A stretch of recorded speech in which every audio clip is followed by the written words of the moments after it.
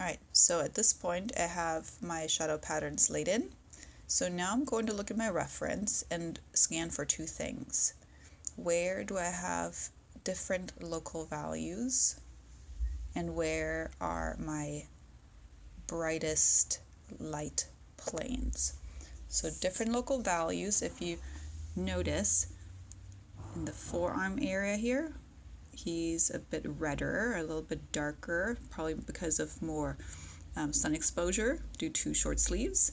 Then we get into here, and that is a slightly lighter local value. And then if you compare the head again, that's the same as the forearm. So this local value and this local value, they're similar. And then this local value is similar. And then within each form segment, there are little areas that are brighter than others, like this highlight strip, this highlight strip, this plane, this area, right here. So that depends on the form and how it's angling up at the light. So let's begin with applying what you can kind of call washes of lighter local value. Notice I erased out the outlines with charcoal. So at this point I'm just kind of laying in white chalk evenly, just in a one-directional manner.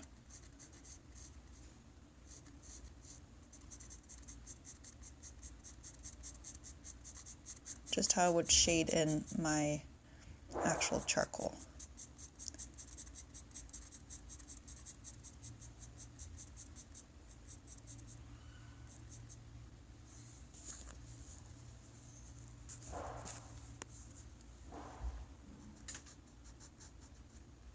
Get that little charcoal out of the way there.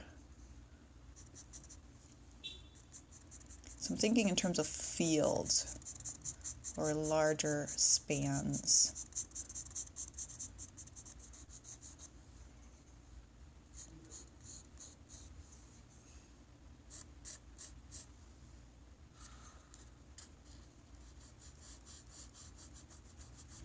And again, we don't want to mix the charcoal with the white. It's like this amateur thing.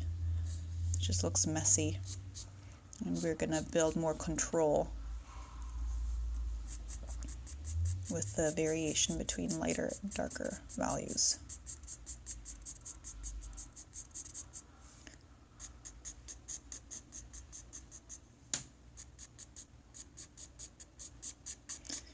I'm squinting, and I'm not going full blast at this point. I'm really just kind of getting my first idea of where lights are.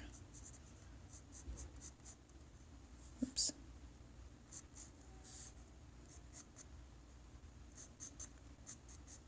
Okay.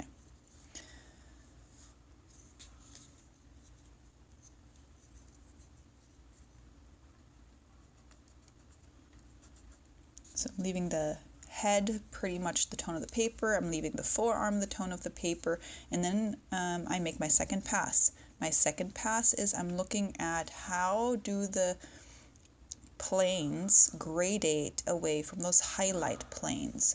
So if you look at the arm, you can see that bright strip right here, and that gradates slightly darker here. You see another bright strip here, and that gradates into this mid-tone before we get darker and darker into the shadow. So that's what I'm dealing with next.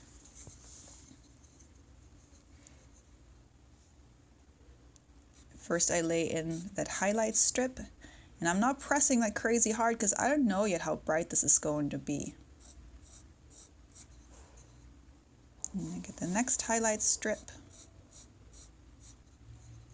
So this is for the bicep, this is for the tricep. Every form has a brighter plane and a less bright plane. And then I transition out of this bright highlight strip by cross contour hatching. Hatching across and over the form, not with the form, across and over the form.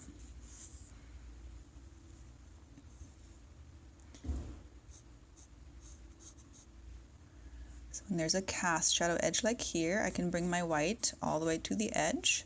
When I get towards the form shadow, I need to leave a little breather in between the two. And I can come back around to dealing with the charcoal and start to soften this up, because this is a form shadow edge. You can even soften it up by cross contour hatching here. So if I do this on the sample here, the idea is this.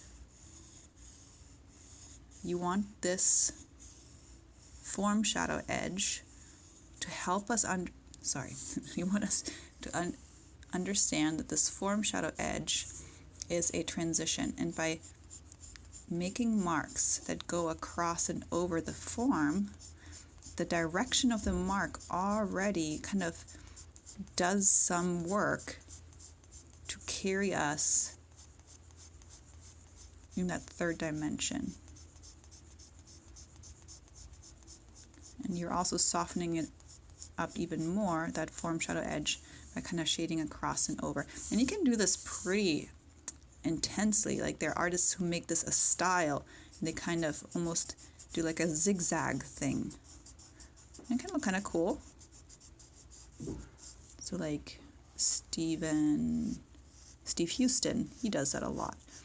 Glenn Vilppu does this a little bit at times. So anyway, so that's the idea. So right here would be another area where we can do this. I'm going to soften this up because it's a nice form shadow. So I'm holding my pencil as if I'm drawing with a feather, super light. And then go back across and over.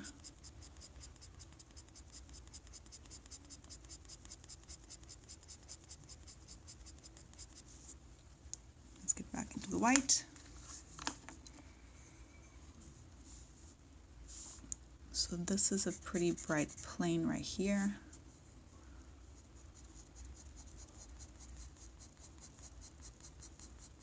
And then right around here, it becomes less bright. A couple things happening. You have some chest hair that darkens the local value.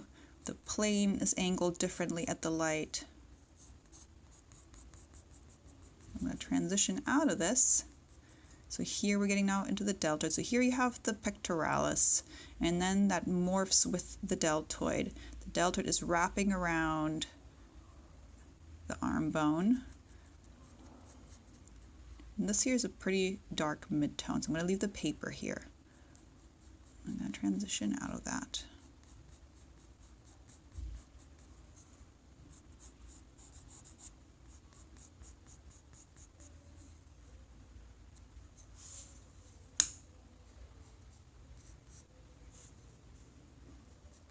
Into the forearm, so here I have a highlight right here, and then I have a highlight on the ulna.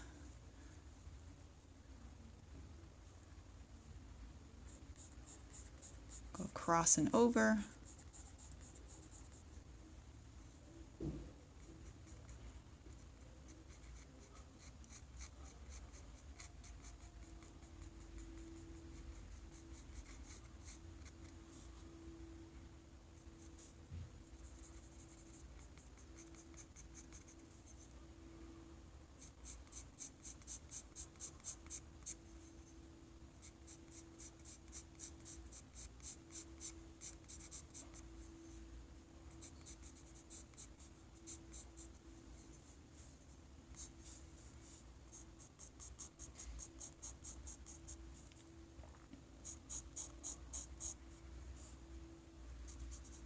So these plants are catching a lot of direct light.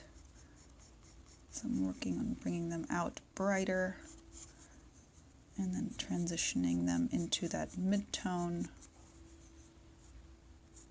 Paying close attention to where the edges of these lighter shapes are. So just how I'm interested in the edges of the shadow shapes, I'm interested in the edges of the planes that catch a lot of light and how they behave.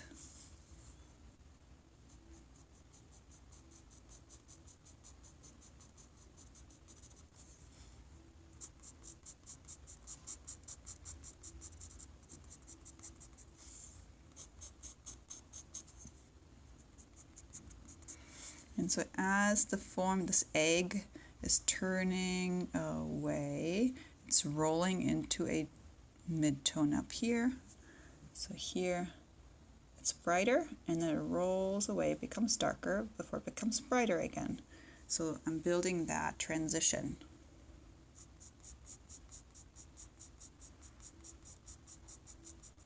And let the paper do its thing, and I come back.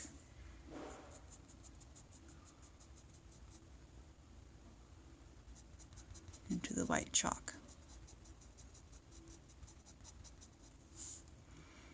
And the finer a point you have on your pencil, the more you can control how intense your value gets.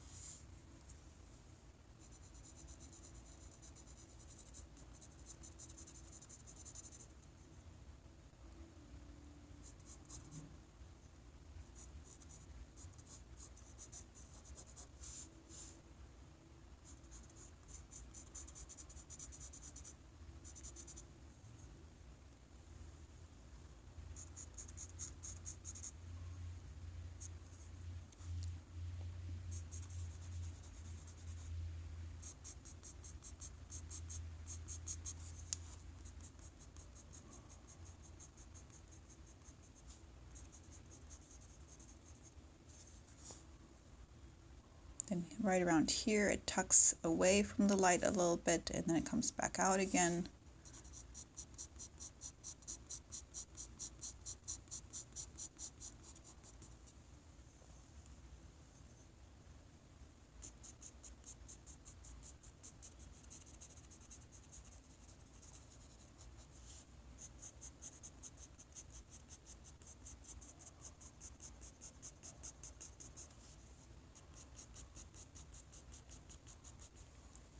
And then right down here we roll into a fairly dark midtone, so I leave the paper for that again.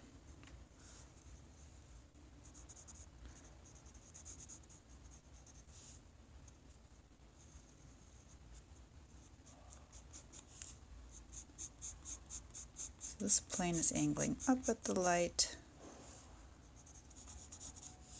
then it's tucking back down, angling back up.